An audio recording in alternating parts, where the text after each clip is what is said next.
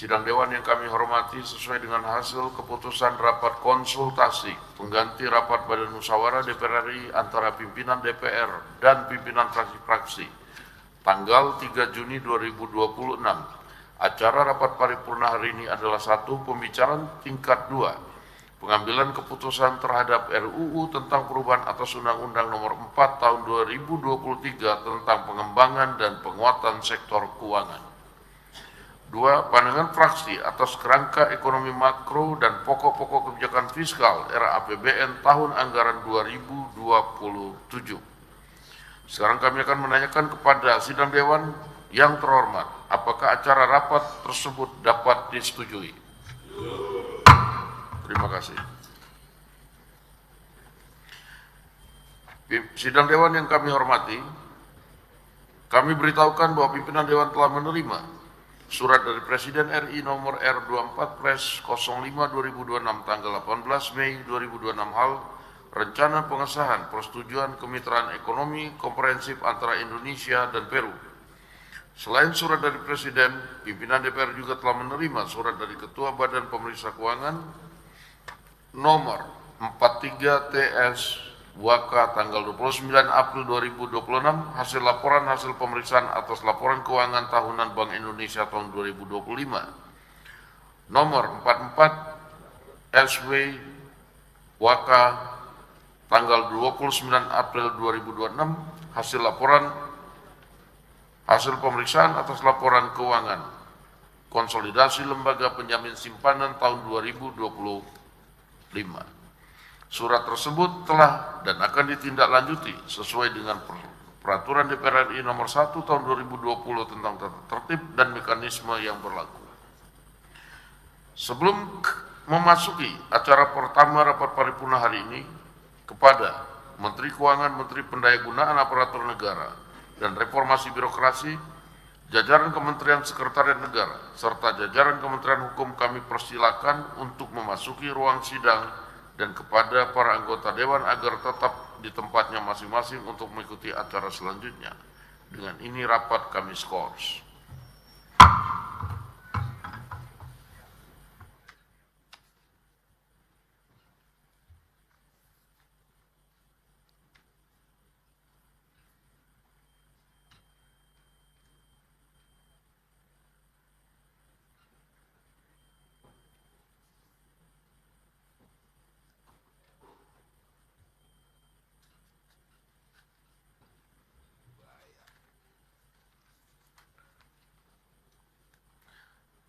Hadirin yang kami muliakan, dengan ini skors rapat kami cabut.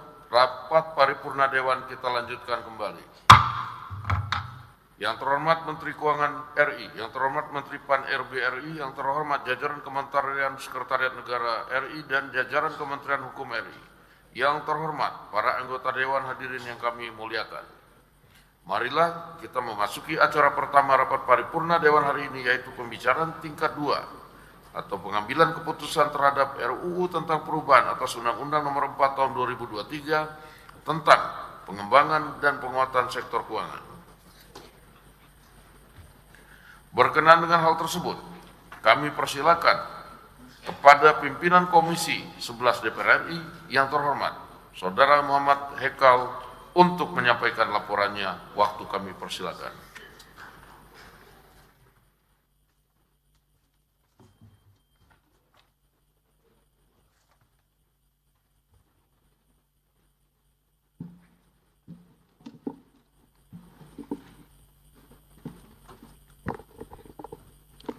Bismillahirrahmanirrahim.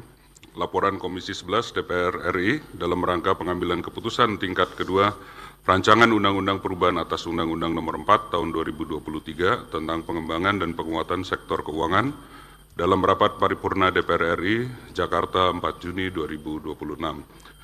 Dibacakan oleh Muhammad Hekal, anggota A115. Assalamualaikum warahmatullahi wabarakatuh. Selamat pagi dan salam sejahtera untuk kita semua. Om Swastiastu, Namo Buddhaya, dan salam kebajikan.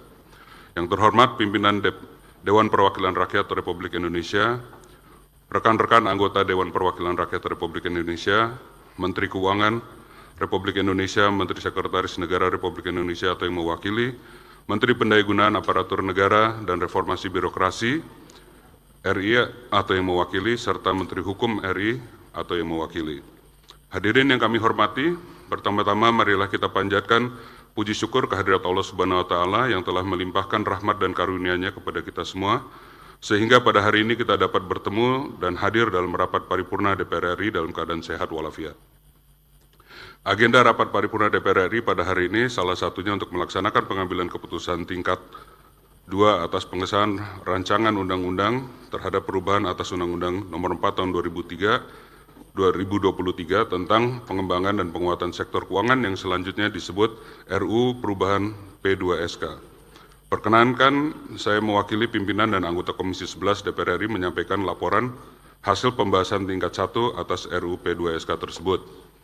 Sidang Dewan yang saya hormati, Komisi 11 DPR RI menginisiasi RUU Perubahan Undang-Undang P2SK sebagai langkah strategis dalam merespon adanya pengujian terhadap Undang-Undang Nomor 4 Tahun 2023 tentang pengembangan dan penguatan sektor keuangan, yakni sebagai tindak lanjut putusan Mahkamah Konstitusi Nomor 59 PUU 21 2023 terkait kewenangan tindak pidana di sektor jasa keuangan dan putusan Mahkamah Konstitusi Nomor 85 PUU 22 2024 terkait penetapan rencana kerja dan anggaran tahunan lembaga penjamin simpanan. Selain menindaklanjuti putusan Mahkamah Konstitusi tersebut, adanya kebutuhan hukum untuk mengoptimalkan peran sektor keuangan melatar belakangi pembentukan RUU Perubahan Undang-Undang P2SK.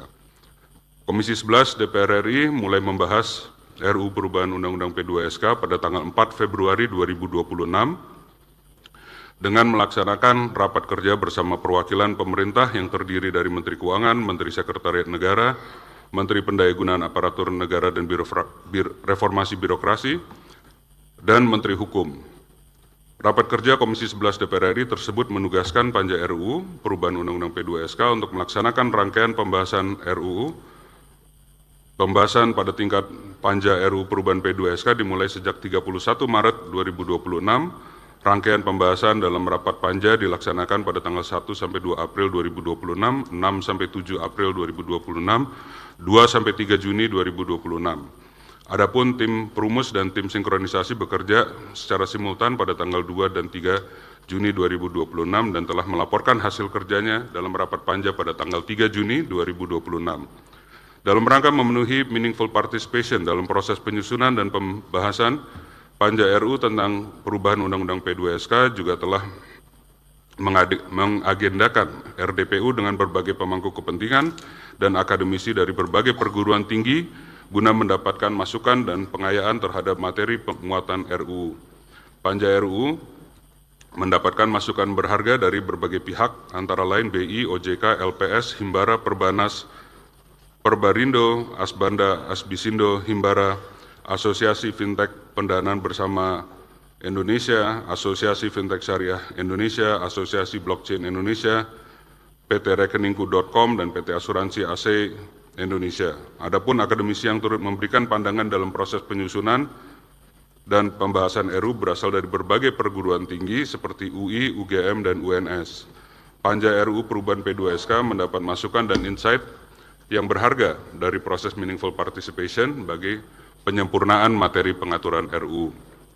Sidang Dewan yang terhormat, Panja RUU Perubahan P2SK kemudian melakukan pembahasan terhadap daftar inventaris masalah yang disampaikan oleh pemerintah sejumlah 1.212 DIM, terdiri dari 805 DIM batang tubuh dan 407 DIM penjelasan termasuk terhadap beberapa topik baru yang berkembang dalam pembahasan Panja. Dari total 1.212 DIM tersebut, terdapat 485 DIM tetap pada batang tubuh dan 224 DIM pada penjelasan, 167 DIM perubahan redaksional pada batang tubuh dan 79 DIM pada penjelasan, 31 DIM perubahan substansi pada batang tubuh dan 11 DIM pada penjelasan, 76 DIM penambahan substansi pada batang tubuh dan 60 DIM pada penjelasan, dan 46 DIM pada batang tubuh dan 33 DIM pada penjelasan dihapus.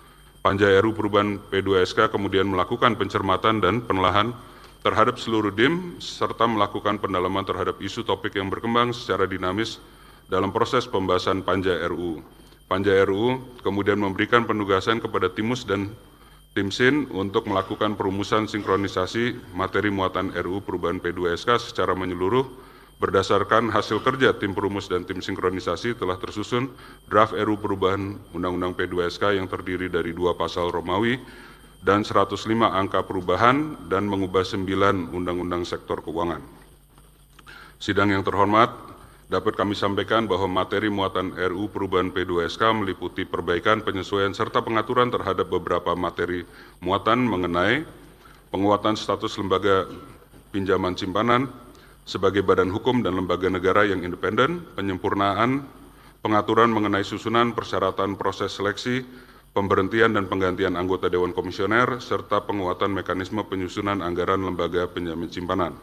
B. Penambahan tugas otoritas jasa keuangan untuk melakukan pengawasan dan pengaturan terhadap kegiatan di sektor pasar modal, keuangan derivatif, bursa karbon, dan bursa mineral dan komoditas strategis, termasuk kegiatan pengelolaan dana publik lainnya. C. Penguatan pengaturan tujuan Bank Indonesia dalam melaksanakan kebijakan dan bauran kebijakan yang kondusif bagi pertumbuhan sektor real, serta penyempurnaan pengaturan tata kelola dan akuntabilitas mengenai anggaran tahunan Bank Indonesia. D. Penambahan tugas dari Lembaga Penjamin Simpanan, Otoritas Jasa Keuangan, dan Bank Indonesia untuk melakukan program edukasi serta pemberdayaan masyarakat dan lingkungan yang dilakukan secara inklusif. E. Perluasan cakupan kegiatan usaha Bank Umum dan Bank Umum Syariah dan penyesuaian pengaturan penanganan piutang macet kepada usaha mikro, kecil, dan menengah untuk memperluas akses pembiayaan serta penguatan pengaturan konsolidasi perbankan melalui penyusunan peta jalan konsolidasi Bank Umum dan Bank Umum Syariah. F. Penguatan pasar modal Indonesia melalui demutualisasi Bursa Efek Indonesia untuk memperkuat tata kelola, meningkatkan kepercayaan investor, dan memperluas partisipasi pemangku kepentingan. G. Penambahan pengaturan terkait transfer margin dalam transaksi di pasar keuangan dengan menggunakan mekanisme pengalihan hak milik atas margin atau transfer of title. H. Penguatan industri aset kripto yang diharapkan dapat meningkatkan daya tarik dan daya saing aset kripto sehingga dapat berkontribusi secara signifikan terhadap perekonomian nasional. I. Perubahan konsep mekanisme program penjamin polis sehingga lembaga penjamin simpanan sebagai penyelenggara program penjamin polis memiliki pilihan untuk menyelamatkan atau tidak menyelamatkan perusahaan asuransi dan perusahaan asuransi syariah yang ditetapkan Otoritas Jasa Keuangan sebagai perusahaan asuransi dan perusahaan asuransi syariah dalam resolusi. J. Penyempurnaan pengaturan mengenai dana pertanggung wajib kecelakaan lalu lintas untuk memberikan perlindungan yang lebih optimal kepada masyarakat khususnya yang menjadi korban kecelakaan lalu lintas, termasuk pertanggungan atas kecelakaan tunggal namun dengan tetap menghindari moral hazard. K. Penyempurnaan pengaturan penyelidikan dan penyidikan di sektor jasa keuangan serta mekanisme keadilan restoratif yang diselaraskan dengan pengaturan dalam Kitab Undang-Undang Hukum Acara Pidana. L. Penyempurnaan pengaturan terkait penyesuaian bank dalam penyehatan dan periode penempatan dana oleh lembaga penjamin simpanan agar selaras dengan praktek penyehatan bank. M. Pembentukan dan penguatan satuan tugas yang bertugas mencegah dan menangani kegiatan usaha tanpa izin di sektor keuangan, kegiatan usaha berizin namun terindikasi melanggar ketentuan dan perlindungan konsumen, serta pemanfaatan inovasi teknologi sektor keuangan untuk kegiatan yang terindikasi perjudian. N. Pengaturan mengenai bursa mineral dan komoditas strategis. Dan O. Pengamanatan pembentukan Pusat Finansial Internasional Indonesia. Selain berfokus pada penataan kelembagaan Otoritas Jasa Keuangan, materi muatan RUU Perubahan P2SK disusun untuk merespon permasalahan yang ada di masyarakat. RUU Perubahan P2SK diharapkan menjadi langkah menyeluruh dalam memperkuat dan menciptakan keselarasan kerangka regulasi sektor keuangan serta memperkuat sinergi dan koordinasi antar lembaga dalam menjaga stabilitas sistem keuangan nasional. Diharapkan RUU Perubahan P2SK ini dapat mendukung pengembangan pendalaman dan stabilitas sistem keuangan nasional serta meningkatkan kepercayaan publik terhadap sektor keuangan. Saudara pimpinan dan hadirin yang saya hormati, terakhir kami menyampaikan terima kasih atas berbagai pandangan, tanggapan, dan masukan yang konstruktif dari semua fraksi di Komisi 11 DPR RI dan pemerintah, serta dukungan dari tim Badan Keahlian Sekretariat dan Sekretariat Komisi 11 DPR RI dalam penyelesaian pembahasan RUU perubahan Undang-Undang P2SK yang sangat dinamis. Semoga RUU perubahan Undang-Undang P2SK dapat menjadi upaya dan ikhtiar kita bersama mewujudkan perekonomian nasional yang tangguh melalui optimalisasi pengembangan dan penguatan sektor keuangan dalam menjaga keseimbangan, kemajuan, dan kesatuan ekonomi nasional untuk mewujudkan masyarakat Indonesia yang adil dan makmur dan sejahtera sebagaimana amanat Pancasila dan Undang-Undang Dasar Negara Republik Indonesia tahun 1945. Demikian laporan Komisi 11 DPR RI terhadap hasil pembahasan rancangan Undang-Undang perubahan atas Undang-Undang Nomor 4 Tahun 2023 tentang pengembangan dan penguatan sektor keuangan. Selanjutnya kami meminta agar rapat paripurna DPR RI hari ini dapat memberikan persetujuan terhadap RUU perubahan Undang-Undang P2SK untuk disetujui menjadi undang-undang. Atas perhatian pimpinan dan seluruh anggota DPR RI, kami ucapkan terima kasih. Wassalamualaikum warahmatullahi wabarakatuh. Om Santi Santi Om.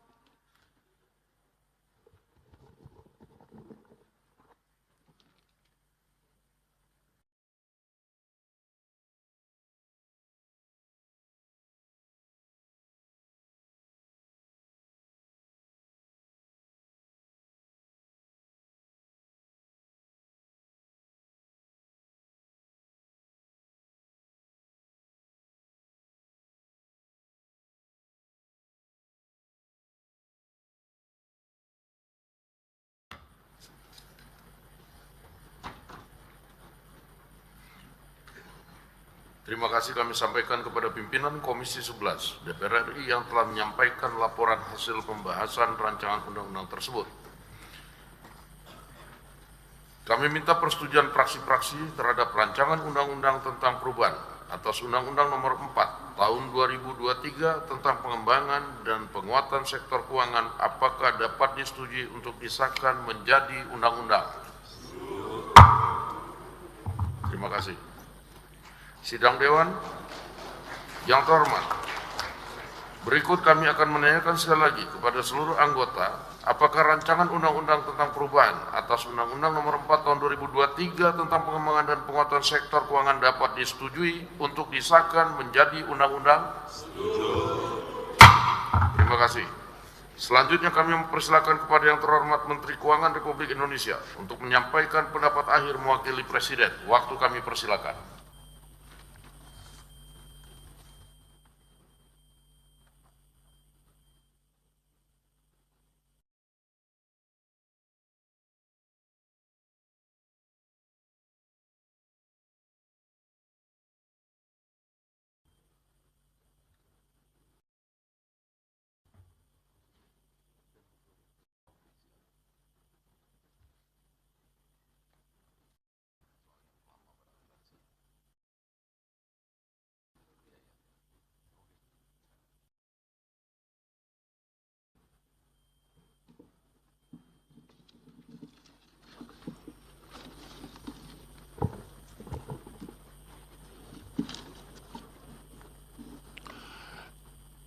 Bismillahirrahmanirrahim. Yang kami hormati Wakil Ketua DPR RI, Bapak Profesor Sufmi Dasko Ahmad, Wakil Ketua DPR RI, Bapak Saan Mustafa, Wakil Ketua DPR RI, Bapak Cucun Ahmad Samsurijal, para anggota Dewan Perwakilan Rakyat Republik Indonesia, yang kami hormati Menteri-Menteri dan Kementerian Perwakilan Pemerintah dalam pembahasan rancangan Undang-Undang Perubahan Undang-Undang Nomor 4 Tahun 2023 tentang pengembangan dan penguatan sektor keuangan. Sini hadir Menteri Pendayagunaan Aparatur Negara dan Reformasi Birokrasi, Ibu Rini Widiantini. Wakil Menteri Sekretariat Negara, Bapak Juri Adiantoro. Yang mewakili Kementerian Hukum. Assalamualaikum warahmatullahi wabarakatuh. Salam sejahtera bagi kita semua. Om Swastiastu, Namo Buddhaya, salam kebajikan.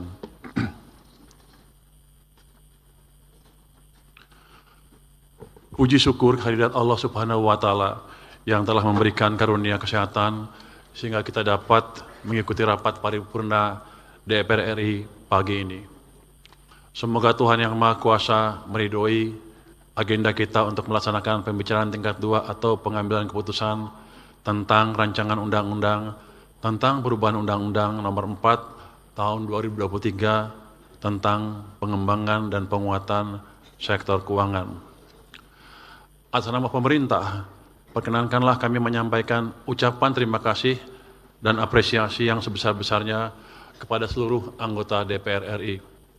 Khususnya Ketua, Wakil Ketua, dan anggota Komisi 11 yang telah menginisiasi RUU ini serta bekerja bersama pemerintah secara sinergis dalam proses pembahasannya. Yang kami hormati Ketua, para Wakil Ketua, dan para anggota DPR RI, dinamika perekonomian dan politik global masih penuh ketidakpastian. Konflik geopolitik berpotensi mengganggu rantai pasok dan menyebabkan lonjakan harga energi. Meski menghadapi ketidakpastian global, Indonesia berhasil mempertahankan kinerja ekonomi. Pertumbuhan ekonomi pada kuartal pertama tahun ini tetap di atas rata-rata G20 dan ASEAN. Indikator ekonomi juga menunjukkan tren positif dan inflasi tetap stabil. Pemerintah berkomitmen untuk mencapai pertumbuhan ekonomi yang lebih tinggi dan berkelanjutan. Oleh karena itu, ekonomi Indonesia membutuhkan terobosan di berbagai sektor, termasuk sektor keuangan yang kokoh dan sehat. Sektor keuangan ibarat jaringan saraf mesin pertumbuhan yang mampu mengalirkan pembiayaan ke sektor produktif. Di saat yang sama, mengelola sektor keuangan berbasis prinsip kehati-hatian, stabilitas sistem keuangan, dan pendalaman pasar, serta penguatan inklusi keuangan menjadi krusial. Untuk itu, reformasi sektor keuangan yang telah dirintis oleh Undang-Undang P2SK perlu diakselerasi untuk mewujudkan cita-cita pembangunan Indonesia.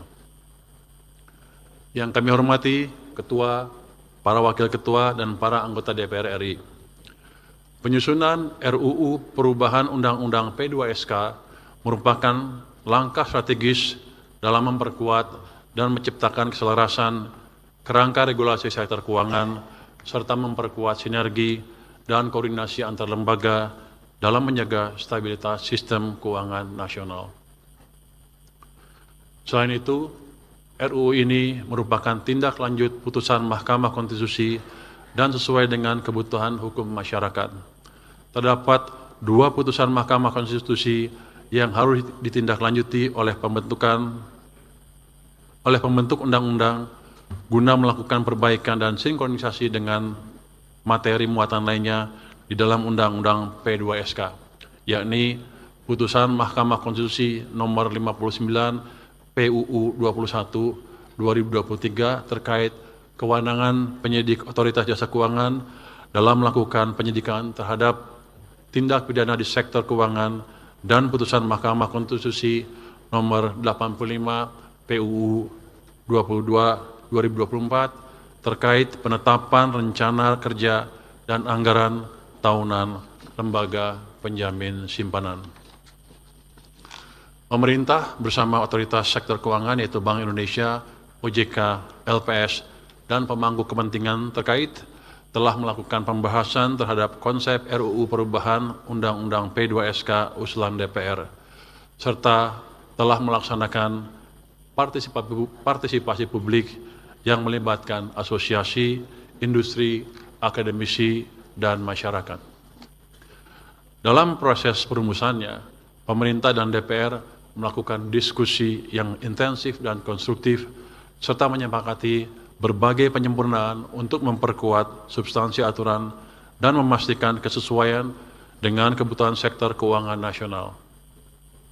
Pemerintah juga menghargai pandangan mini fraksi yang disampaikan dalam rapat kerja tanggal 3 Juni 2026.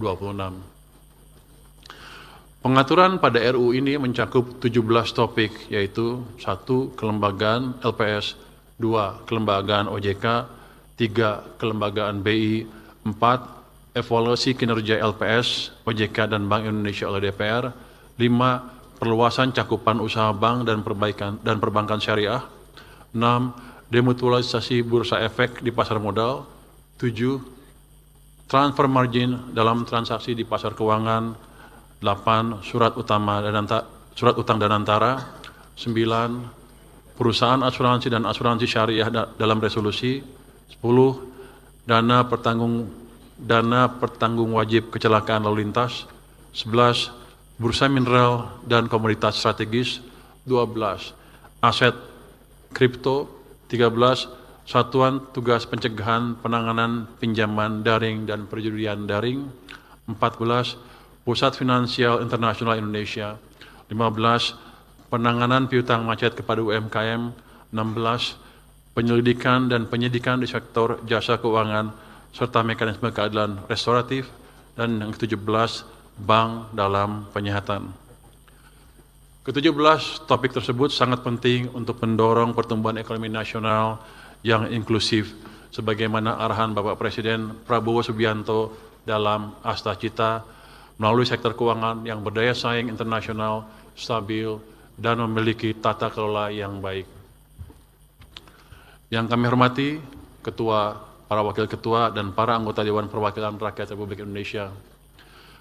Sebelum menutup pendapat akhir pemerintah, izinkan kami untuk menyampaikan harapan agar rancangan undang-undang tentang perubahan undang-undang pengembangan dan penguatan sektor keuangan ini dapat disetujui pada pembicaraan tingkat 2 dalam rapat paripurna hari ini. Ini sudah disetujui ya Pak ya? Terima kasih Pak, terima kasih para anggota. Sekali lagi, pemerintah mengucapkan terima kasih atas dukungan dari segenap pimpinan DPR RI serta pimpinan dan anggota Komisi 11, seluruh fraksi DPR RI, panja RUU, asosiasi, akademisi, dan seluruh elemen masyarakat yang telah berkontribusi dalam proses penyusunan dan pembahasan RUU perubahan Undang-Undang P2SK ini. Semoga Allah Subhanahu wa Ta'ala senantiasa melindungi, memberkahi, serta memberikan rahmat dan hidayahnya kepada kita semua, sehingga kita dapat melaksanakan tugas dan amanah dari seluruh rakyat Indonesia dengan sebaik-baiknya dalam membangun negara kesatuan Republik Indonesia yang kita cintai. Amin. Wassalamualaikum warahmatullahi wabarakatuh.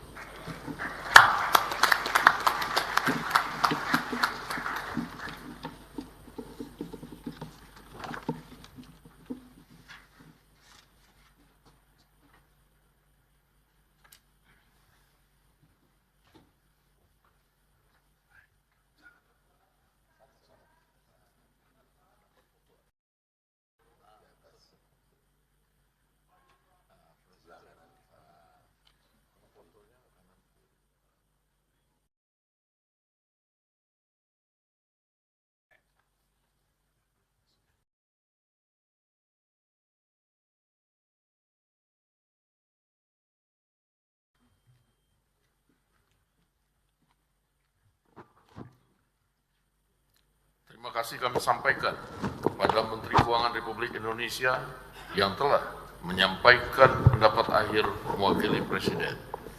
Sekarang kami akan menanyakan kembali kepada seluruh peserta sidang yang terhormat, apakah rancangan undang-undang tentang perubahan atas Undang-Undang Nomor 4 Tahun 2023 tentang pengembangan dan penguatan sektor keuangan dapat disetujui untuk disahkan menjadi undang-undang?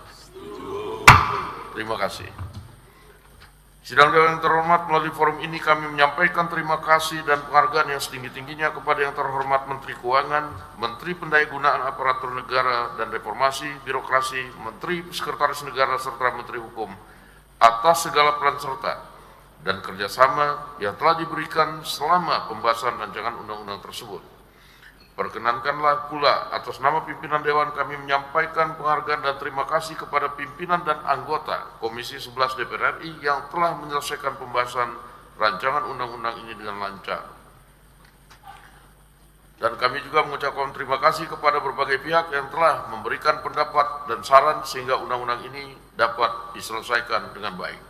Dan selanjutnya kepada Menteri Pendayagunaan Aparatur Negara, Reformasi Birokrasi, jajaran Kementerian Sekretariat Negara, serta jajaran Kementerian Hukum kami mempersilakan saudara-saudara untuk meninggalkan ruang sidang. Kepada Menteri Perencanaan Pembangunan Nasional beserta jajaran kami persilakan untuk memasuki ruang sidang, dan kepada Menteri Keuangan serta para anggota Dewan diminta agar tetap di tempat masing-masing untuk mengikuti acara selanjutnya, dan dengan ini rapat kami skors.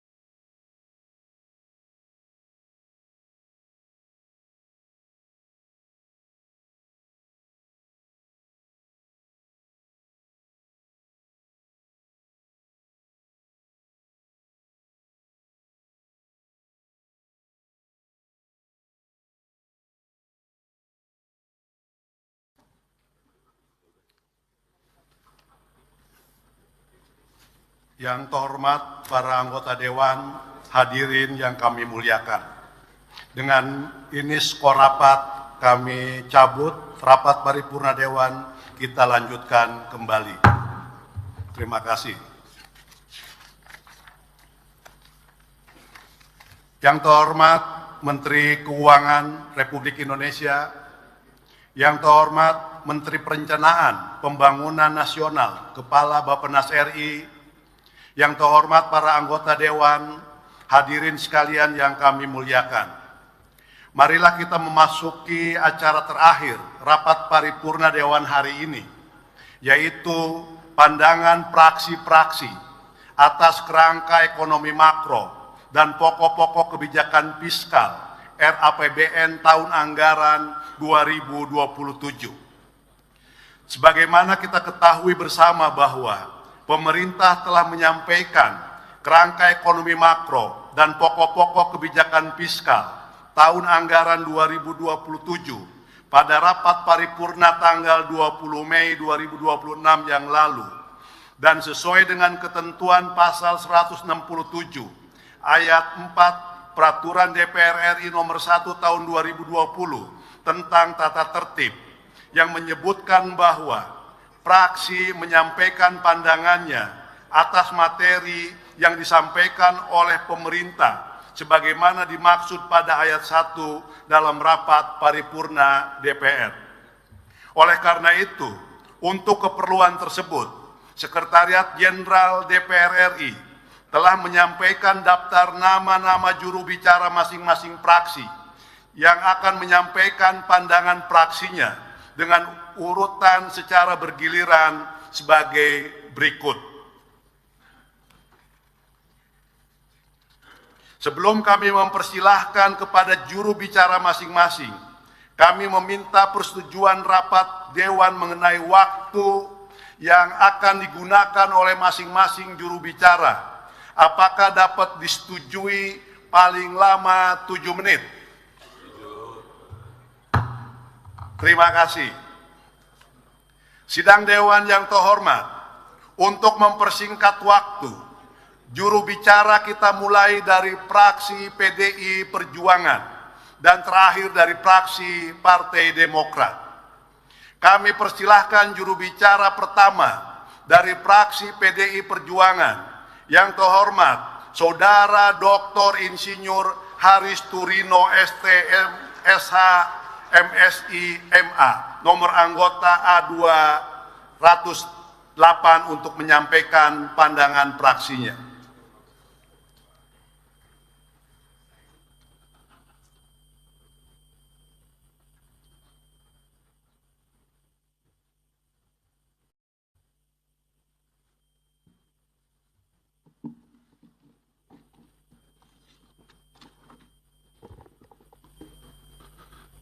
Pandangan fraksi PDI Perjuangan DPR RI atas kerangka ekonomi makro dan pokok-pokok kebijakan fiskal tahun 2027 disampaikan oleh Haris Turino nomor anggota A208. Assalamualaikum warahmatullahi wabarakatuh. Salam sejahtera bagi kita semua. Om Swastiastu, Namo Buddhaya, salam kebajikan. Merdeka! Yang terhormat Ketua dan Wakil Ketua DPR RI, yang terhormat para anggota Dewan, yang terhormat Menteri Keuangan, Menteri PPN, Kepala Bappenas yang mewakili pemerintah beserta jajarannya. Hadirin yang kami muliakan, puji syukur kehadirat Tuhan Yang Maha Esa yang telah memberikan rahmat-Nya kepada kita semua, sehingga kita dapat melaksanakan tugas konstitusional DPR RI pada hari ini. Pembahasan kebijakan ekonomi makro dan pokok-pokok kebijakan fiskal KEM PPKF tahun 2027 merupakan bagian integral dari proses penyusunan anggaran negara untuk tahun anggaran 2027. Pemerintah telah menyampaikan KEM PPKF pada tanggal 20 Mei 2026 yang disampaikan langsung oleh Presiden Republik Indonesia. Dalam dokumen yang disampaikan, pemerintah menetapkan tema kebijakan fiskal untuk tahun 2027 adalah tumbuh lebih tinggi, sejahtera lebih cepat. Terhadap KEM PPKF tahun 2027, fraksi PDI Perjuangan berpendapat sebagai berikut. Pertama, tema KEM PPKF tumbuh lebih tinggi, sejahtera lebih cepat, tidak disertai dengan penjelasan yang memperlihatkan bahwa capaian peningkatan kesejahteraan rakyat akan lebih cepat dibandingkan dengan tahun-tahun sebelumnya. Kedua, pemerintah dalam merancang pertumbuhan ekonomi pada tahun 2027 perlu memastikan hal-hal sebagai berikut. 1. Target pertumbuhan ekonomi 5,8 sampai 6,5% harus disertai peta jalan peningkatan pendapatan rakyat, penciptaan lapangan kerja, penguatan daya saing, dan pembangunan daerah yang inklusif. 2. Peran BPI dan Antara perlu diperkuat untuk mengurangi tekanan terhadap APBN dalam pembiayaan infrastruktur dan penciptaan lapangan kerja. 3. Tingginya IKOR Indonesia secara konsisten menunjukkan bahwa masih adanya inkonsistensi, sehingga diperlukan reformasi birokrasi, perbaikan tata perizinan, peningkatan kualitas layanan publik, penghapusan biaya ekonomi tinggi, dan kepastian hukum. Ketiga, asumsi makro pada APBN 2027 harus didukung oleh kebijakan yang kuat, antara lain: 1. Nilai tukar rupiah di kisaran 16.800–17.500 per dolar Amerika menunjukkan masih adanya tekanan eksternal dan resiko capital outflow. Maka diperlukan sinergi fiskal dan moneter, penguatan kebijakan devisa hasil ekspor, penguatan investasi dan struktur ekonomi nasional, serta menyediakan fasilitas currency swap. 2. Pengendalian inflasi dilakukan dengan memperhatikan daya beli masyarakat. 3. Pergerakan yield SBN harus dijaga agar risiko dan bebannya tetap terkendali. 4. Pemerintah perlu segera mengantisipasi penurunan produksi migas dengan pembukaan ruang investasi eksplorasi, pengembangan lapangan baru, dan penerapan teknologi hulu migas. Keempat, kebijakan fiskal harus didukung dengan langkah-langkah sebagai berikut. 1. Fokus kebijakan fiskal pada 8 klaster PKPN dan 60 program kerja harus disertai dengan anggaran yang memadai, indikator yang terukur, dan dampak nyata bagi kesejahteraan rakyat. 2. Prioritas nasional seperti mobil nasional, motor nasional, industri semikonduktor, giant seawall, rekonstruksi pasca bencana, harus memiliki skema pembiayaan yang tidak menambah tekanan, defisit, dan utang negara. 3. Pendapatan negara 2027 dirancang hanya sebesar 11,8 sampai 12,4% dari PDB. Ini jauh lebih rendah dibandingkan dengan target Presiden dalam RPJMN, yaitu sebesar 18% pada 2029. 4. Reformasi perpajakan harus diarahkan pada redistribusi beban pajak yang lebih berkeadilan. 5. Optimalisasi PNBP melalui tata kelola SDA harus menjaga nilai tambah nasional dan mengantisipasi fluktuasi harga komoditas global. 6. Belanja negara diperkirakan akan mencapai 3.752 triliun hingga 4.186 triliun, atau dibandingkan dengan APBN 2026, akan berada pada kisaran belanja berkurang 90 triliun sampai dengan bertambah 300 triliun. Belanja negara ini harus tetap diprioritaskan pada belanja pendidikan minimal 20% dari APBN, pelaksanaan pendidikan dasar gratis sesuai dengan keputusan MK, penguatan PBI BPJS Kesehatan, evaluasi secara menyeluruh program makan bergizi gratis, serta efisiensi belanja kementerian dan lembaga. 7. Belanja pembayaran utang harus memperhatikan ruang fiskal di masa yang akan datang. 8. Subsidi energi dan non-energi harus lebih tepat sasaran melalui reformasi subsidi dan perbaikan data penerima manfaat.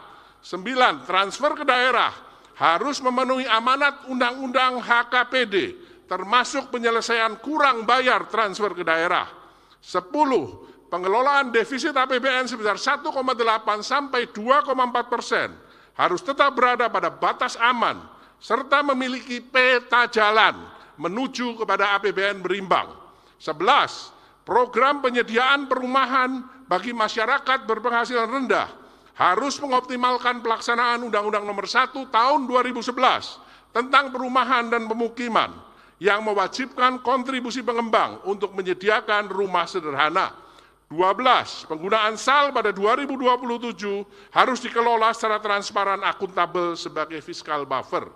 Kelima, sasaran pembangunan nasional yang ditetapkan untuk tahun 2027, yaitu tingkat kemiskinan ekstrim, tingkat kemiskinan, tingkat pengangguran terbuka, Gini rasio, indeks modal manusia, indeks kesejahteraan petani, dan proporsi lapangan kerja formal tidak menunjukkan perubahan yang cepat, sebagaimana yang menjadi tema dalam KEM PPKF 2027, yaitu tumbuh lebih tinggi, sejahtera lebih cepat. Yang terhormat pimpinan, anggota sidang, Menteri Keuangan, Menteri PPN, serta hadirin yang terhormat. Berdasarkan pandangan, pendapat, serta masukan tersebut di atas, maka fraksi PDI Perjuangan menyatakan dapat menyetujui untuk melakukan pembahasan lebih lanjut dengan pemerintah terhadap KEM PPKF tahun 2027, dan pandangan yang telah kami sampaikan ini dapat ikut menyempurnakan KEM PPKF 2027. Demikian pandangan umum fraksi PDI Perjuangan tentang KEM PPKF tahun 2027. Atas segala perhatian sidang Dewan yang terhormat, kami mengucapkan terima kasih. Merdeka! Wassalamualaikum warahmatullahi wabarakatuh. Om Santi, Santi Om. Jakarta 4 Juni 2026. Pimpinan fraksi Partai Demokrasi Indonesia Perjuangan DPR RI. Ketua Utut Adianto A204. Sekretaris Dolvi OFP A197 ditandatangani.